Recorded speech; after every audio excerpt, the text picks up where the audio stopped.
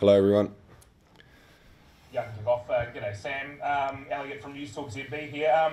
First up, could you just, talk us through how the last couple of weeks have been for you as an All Blacks captain, coming off a couple of losses and with a long time to wait between games? Yeah, it's certainly been reasonably challenging. I suppose what it's taught me is to focus on the stuff that we can control here in our environment. We've had a pretty clear focus of what we can do at training, and it's pretty much just been about sort of waking up each day and trying to do the best we can that day.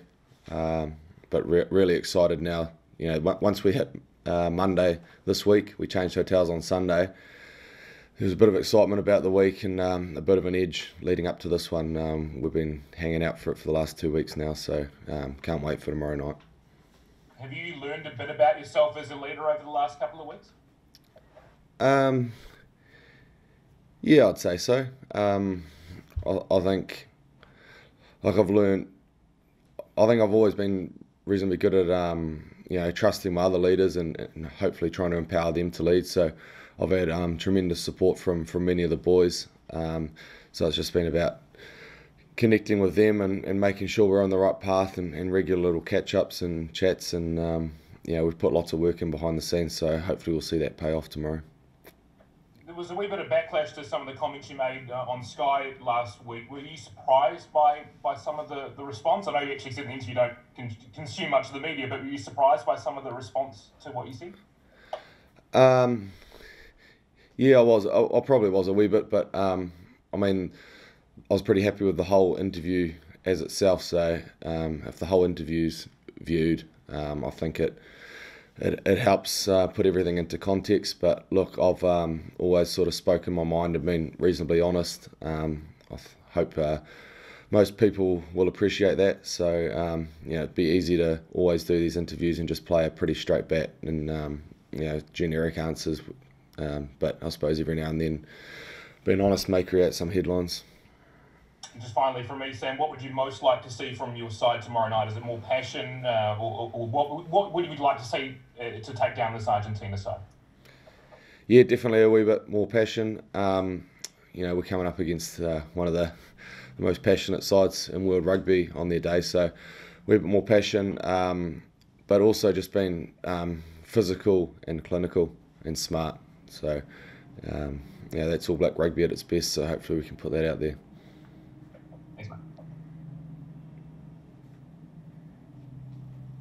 Sam, Joe Porter here from RNZ. How are you, mate? Hey, look, what do you expect the Diego Maradona effect to have on the game and the Pumas coming into this clash, just to give them a bit of extra motivation? Do you think it'll have any effect on the match and the way they play at all?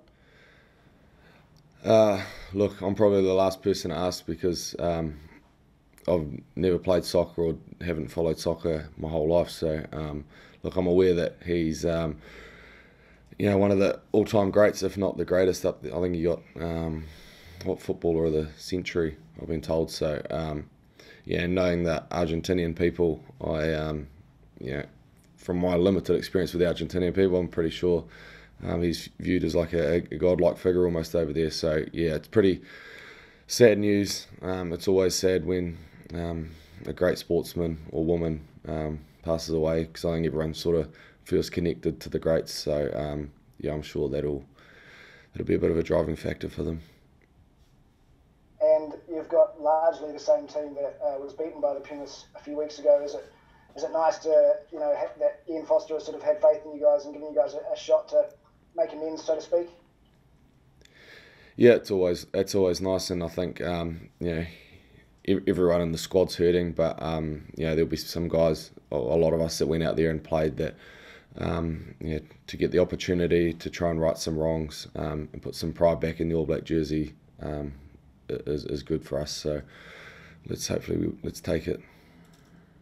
And I guess the Argentinians' desire to play without the ball and sort of play in your half and get penalties and kick them. It's fairly simple in many ways, but how do you, adjust to that kind of game plan, and you're confident you just combat that on the weekend? Does it mean you have to change your style of play more? Do you have to play more with the ball out of hand, or are you confident you can hold on to position and starve them of those opportunities? What does it change from your approach the last time you played them?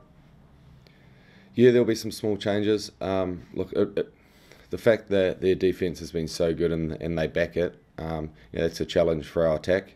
So the real challenge is to see where the space is and exploit it. And we didn't do that obviously overly well last time. We still managed to outscore them in terms of tries, but if you think of the whole game, discipline will be massive. We don't want to be playing out of our end. So yeah, discipline and seeing the space and having the skills and to execute it and get there.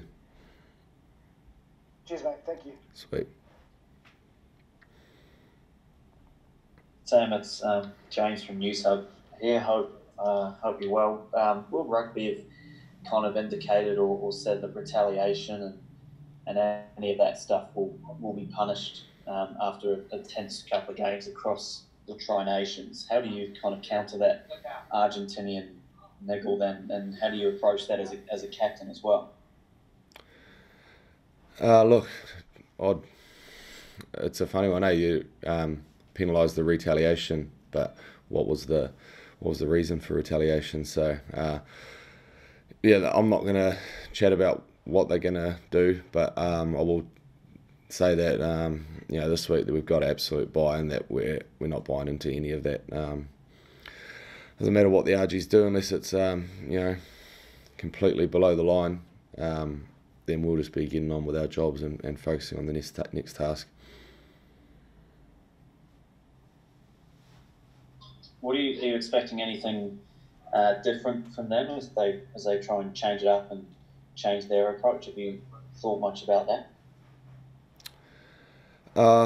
Look, they'll be playing their third test in 3 weeks. So they would have spent they'll definitely be trying to change a few things, but I think the basis of their game and the area they really back themselves as a team is their defence. So defence and Nicolas Sanchez running the cutter in terms of putting him in the right parts of the field. So I can't think of any big obvious changes that I see coming, but we'll always be on our toes. There'll be a few tweaks, no doubt. We'll just have to be ready for them. Thanks. Hey Sam, Abby here from One News. How does the mood compare in the team heading into this match, sort of based on everything that's happened, compared to when you last were going to play for Argentina, probably quite fresh and with maybe a lot more optimism? Is there a really different mood?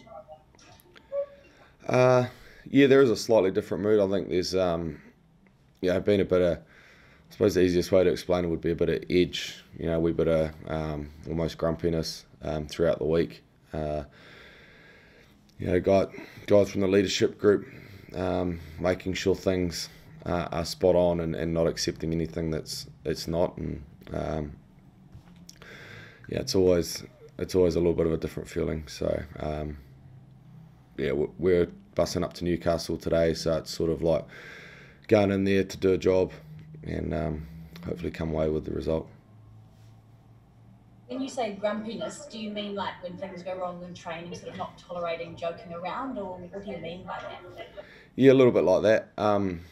And look, like sometimes it's on other weeks it's good to have a wee bit of fun. But look, we're so focused and just want to get the most out of every training session this week to give ourselves the best chance of playing well. So I hope that explains it.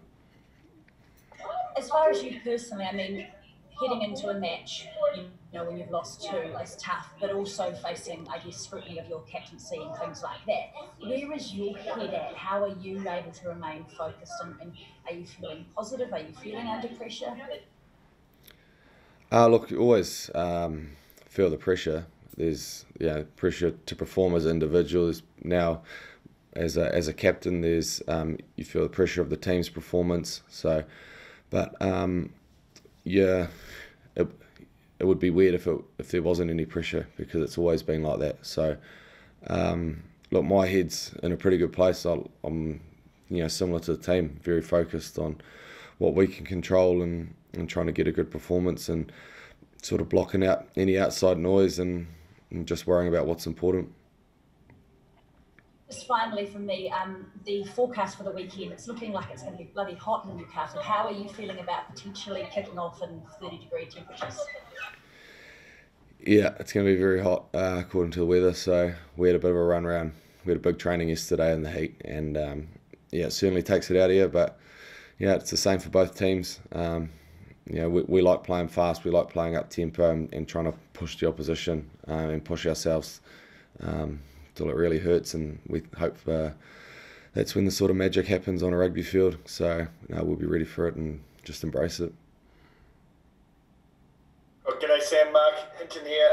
Before I let you go, just quickly, if you were to put a theme for the week, for you guys' perspective, your final week as All Blacks for 2020, what would it be? What is the one thing you're kind of looking to embrace this week? Jeez, Mark, you could have almost texted me and given me a heads up on this question. What's the one thing? Well, one, embracing the pressure that we're under as a team, but using that in a really positive way to drive us. And I think we're just really driven to get a performance that we're proud of as a team. The last two games, the feeling is just horrible, and there'd be nothing worse than feeling that again leading into summer. So, but we're just driven to try and put a performance that we're proud of and get it right. Thanks, mate. Good answer. Thanks. Sam, last couple of questions, thanks. From the Newcastle Herald. Have you visited Newcastle before, and what are your thoughts on having a test here? Hey mate, I haven't visited Newcastle before, so it'll be a first for me. Maybe you could tell us what the weather's like up there today. Be cool this morning, it should be warm tomorrow. Yeah. So we're on the bus in about 45 minutes to head up there, so looking forward to getting up there. And look, I think it's great to spread out test matches around the country. I'm always a big fan of going to new places where we quite often play at the same stadiums and stay at the same hotels, so looking forward to it. Yeah, I mean, how important do you see that for the All Blacks and I suppose international rugby to venture outside the capital cities to other places to play test rugby? Yeah, I suppose that for the organisers, the proof will be in the crowd numbers and the support. So if that goes well, then maybe they'll start to do that a wee bit more. You expecting a bit of black and white there in the crowd? Yeah, I surely hope so.